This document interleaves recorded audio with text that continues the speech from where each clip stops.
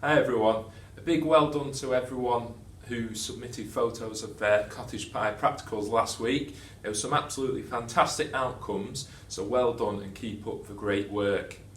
Today we're going to make caramel apple crumble. So firstly, I'm going to make sure my hands are washed, I've got my equipment out and I've preheated my oven for later.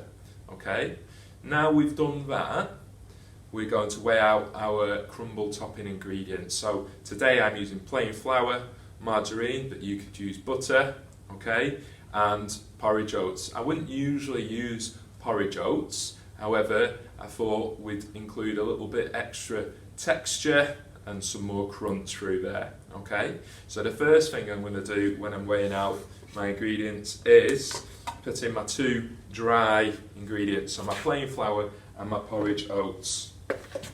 Okay, so remember to reset the scales to 0 because it's going to weigh out the scales as well. So we want to turn it back to 0, 50 grams. Okay, and again we could either reset it again or you could just add the 50 grams on top of it. So once we've got our two dry ingredients in there, we're going to put our margarine in there. Okay, and the technique we're going to use today to make the crumble topping is called the rubbing in technique. Okay, so you're going to use the tips of your fingers and your thumb to rub in the fat, the margarine in this instance, through the two dry ingredients to create something that looks like golden breadcrumbs. Okay, final ingredient is my margarine, and I'm going to put it in small chunks. It just makes it a little bit easier to do the rubbing in technique. Okay, so small chunks, 50 grams, so equal quantities of, I suppose, 3 ingredients. And again, we're doing a recipe that only requires 5 ingredients, so we've got the 3 in here, and then we've got the caramel and the apples for the filling. Okay, so once I've weighed out my ingredients, I'll wash those up later. I am now going to, as I've mentioned, do the rubbing in technique using my fingers and my thumb. So I'm not grabbing it, I'm not putting my whole hand in there and grabbing everything and trying to combine it that way. I'm trying to rub my thumb and fingers together to create breadcrumbs. Okay, my other hand is not going to go in there, it's just going to hold the bowl nice and securely, and that just means when I get margarine all over my fingers, I've got a clean, dry hand to turn the tap on, open cupboards, etc. without getting margarine all over it. So you can see just my fingertips and my thumb just grabbing the margarine and rubbing it through those dry ingredients. Okay, so you can see I'm just getting the margarine and I am just rubbing the flour through the margarine and the oats through the margarine, and it starts making crumbs. Right, okay, so a different camera angle there because the last one was above and you couldn't quite see the technique. So the whole part of the rubbing in technique is to combine those 3 ingredients together, and you get in the margarine or the butter with your flour and your oats, and you're rubbing your thumb and your fingers together. Okay, so you're not grabbing it with your hand and crushing it.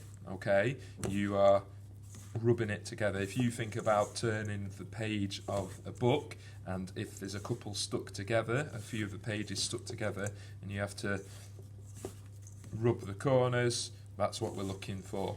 Okay, now at this stage, if it's starting to come together but it's looking a little bit too sticky, you can add a little bit more flour in there, okay, which will help with that. And this is maybe a little bit too sticky. There's still quite big clumps in there, so I'm going to add a little bit more plain flour. You can see I am using one hand to hold the bowl and my other hand to do the process. It just now means that I can open cupboards, I can turn the taps on to clean my hands without moving, without getting margarine everywhere.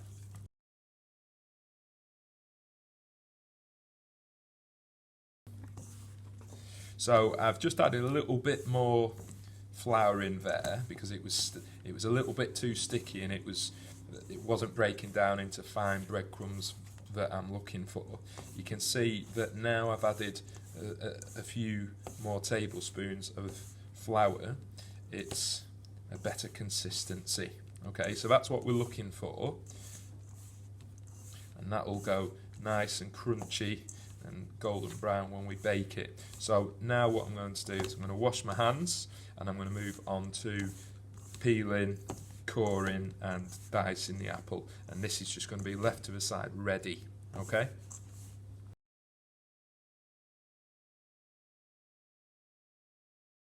Okay, now your crumble topping is ready to go. I've just put it to the side over there. I'm going to prepare my apple filling.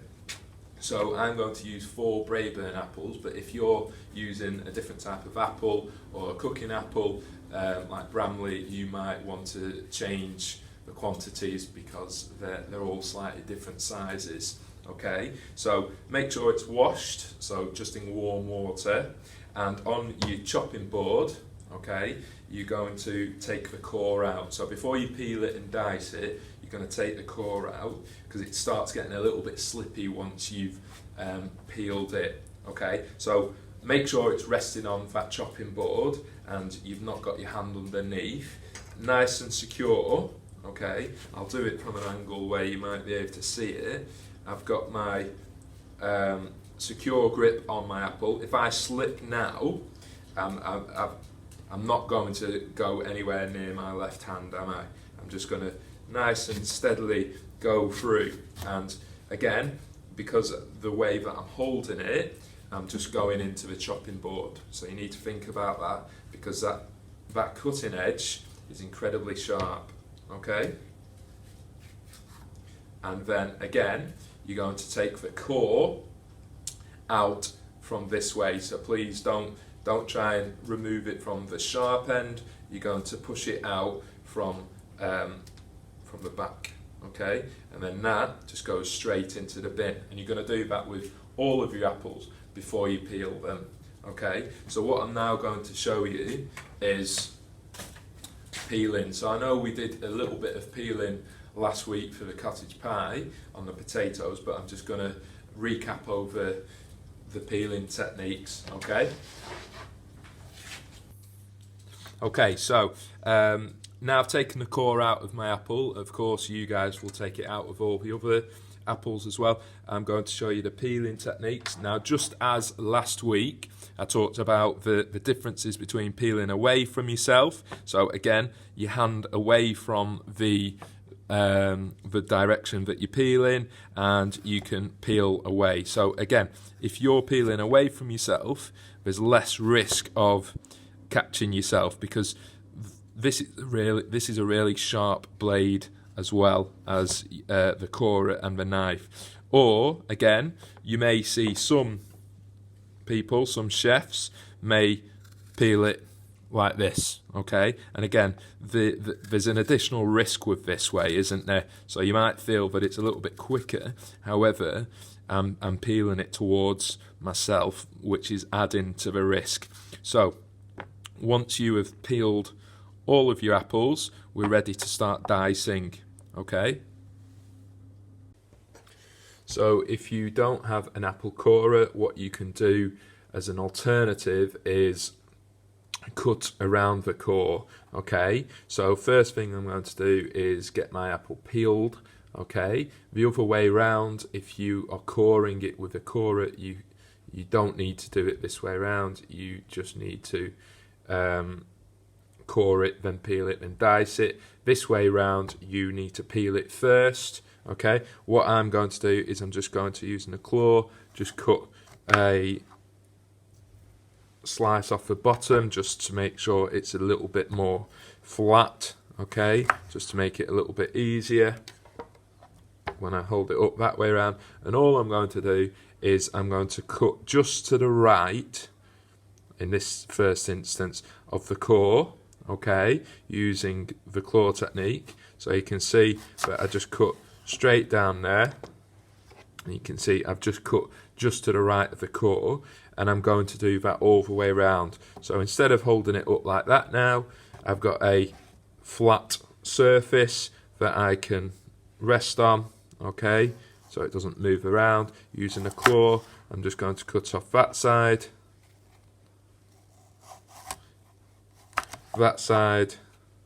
and final side. Okay, now you'll notice that there is a little bit more waste than using a corer, but if you don't have one, that is a nice alternative to taking the core out the middle of your apple. All you need to do now is dice these segments of apple down, okay? Right, okay, so just from a slightly different angle, you can see me using the bridge technique there. So I'm securely holding it down on a chopping board, okay, and just underneath the bridge I'm going to cut it in half. I've got my two halves, and I'm going to chop them with the flat side facing down, okay. So what I'm going to do is, using the claw, you can see that again I'm going down the front of my nails, okay, and I've cut them roughly even in slices, and the last one, all I'm doing is the bridge technique, and then I'm going to turn it back on itself, and I'm cutting across where I've just sliced, okay, using the bridge and claw technique, okay. So once I've cut all four of them, I will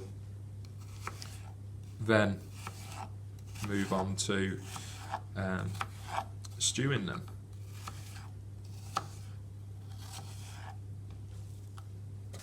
Okay, so now I've got my diced apple in my saucepan. What I'm going to do is I'm going to add 4 tablespoons of water, and what I'm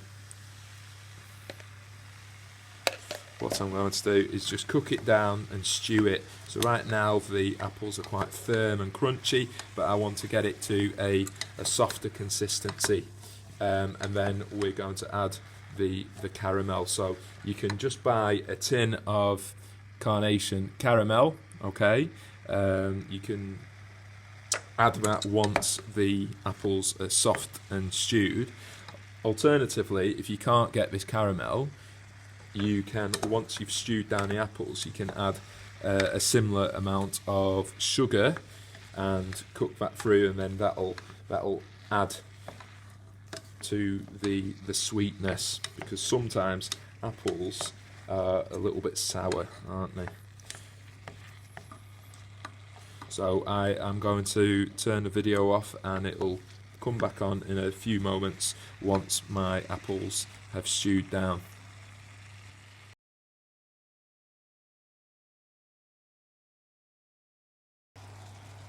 So you can see the apples have started to stew down.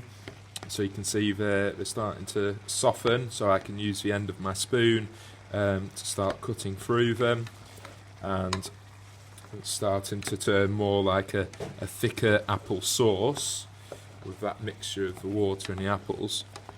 So as I've already mentioned, in a few minutes I'm going to add the caramel sauce, okay. However, if you don't have the caramel sauce, you can add some sugar at this point, and that'll help cut through that sour and sharp tart flavour with some apple varieties. So I'm going to probably cook this down for a couple more minutes. I've made sure that my oven is preheated, okay, and this just links back to the 2 golden questions. What are the techniques that we used for the crumble topping? Okay, so we used the rubbing in technique, okay, combining that fat with the flour and the oats, and then moving on to the second golden question. Why are we stewing these apples? Why are we not just putting the crumble topping straight on to the uncooked apples? And it's basically just to soften them, cook them through, because that crumble topping isn't going to need long when it's in the oven. just to crisp up and go golden brown.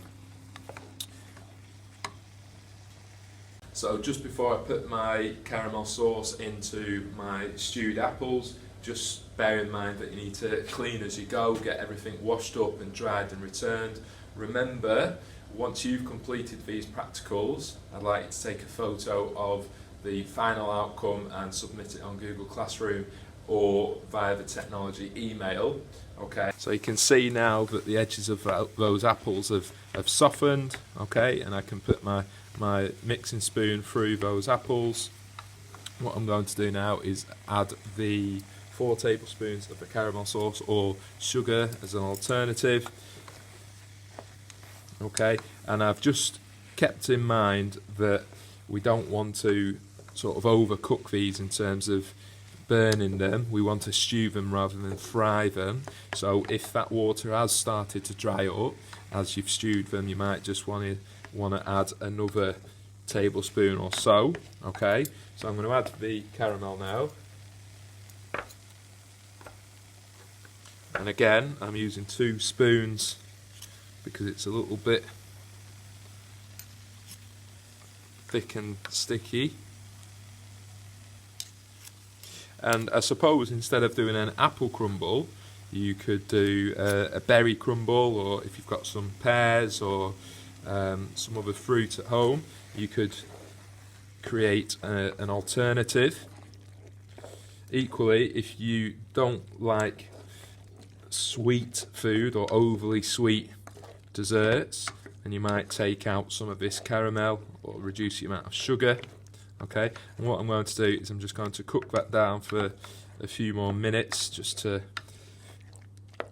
make sure those apples are fully cooked and the caramel is mixed with it. Okay, so you can see now it's all stewed down. I've combined it with my caramel. What I'm going to do is make sure it's off the heat, and then I'm going to put it into my serving dishes ready to bake. Okay,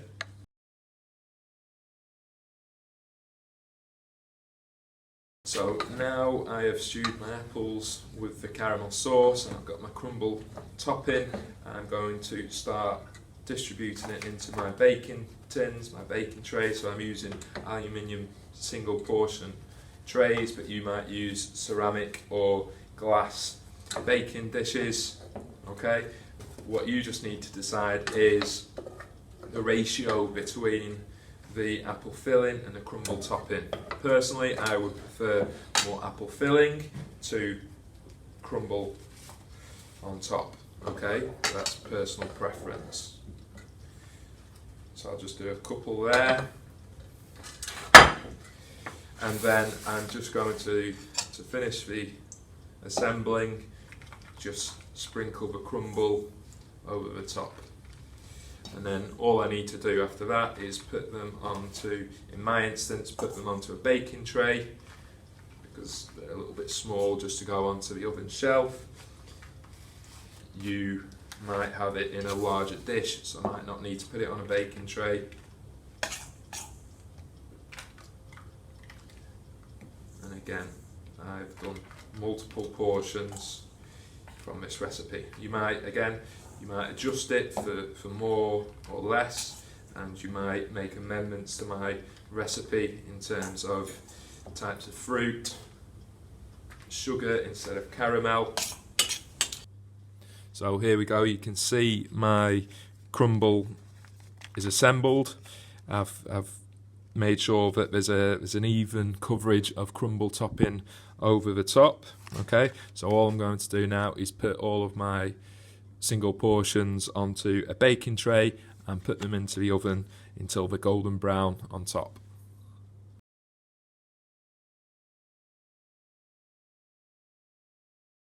All I need to do now is wearing oven gloves. Make sure that you just take a little step away from the oven because it's going to expel hot air.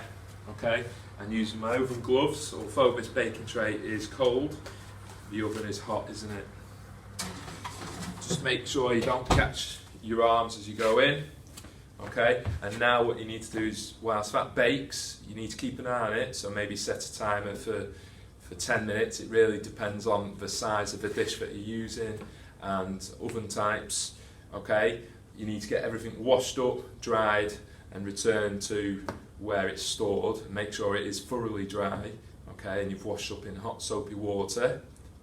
What I'm going to do now is I'm going to let mine bake, and then I will show you the final outcomes once it's finished. So I've just checked my crumbles. I've had about 15 minutes on the timer. I'm going to use my oven gloves. Be really careful going in there so you don't burn yourself. Catch your elbows, catch your arms. Okay, so I've got my 3 crumbles there. You can see my 3 crumbles here. I'm probably going to put this third one in for a few more minutes because it's not gone as golden brown as the other 2. Okay, so you might want to put these, if you're using these individual portions, onto a cooling rack to help them cool down a little bit quicker. So my 3 apple crumbles are out of the oven now. They're nice and golden brown on top. That will give it a nice crunchy texture. Okay, you need to make sure that you've washed down your work section and all your equipment. Okay, your oven is turned off, and your next step is to take photos of your final outcome and submit them onto Google Classroom or via the technology email. You can also submit an organoleptic taste test, so the aroma, texture, taste and appearance, so describing your final outcomes. Of course, if you have not managed to produce this practical this week, I'd like you to complete an organoleptic food journal of all the meals that you've eaten throughout the week, including breakfast, lunch and tea. Okay, so again, aroma, taste, texture and appearance, and you need to submit that onto Google Classroom or via the technology email as well. Okay, so all that you need to do now is serve your apple crumbles. So when I serve mine, I'll serve it with some custard a little bit later on. Good luck.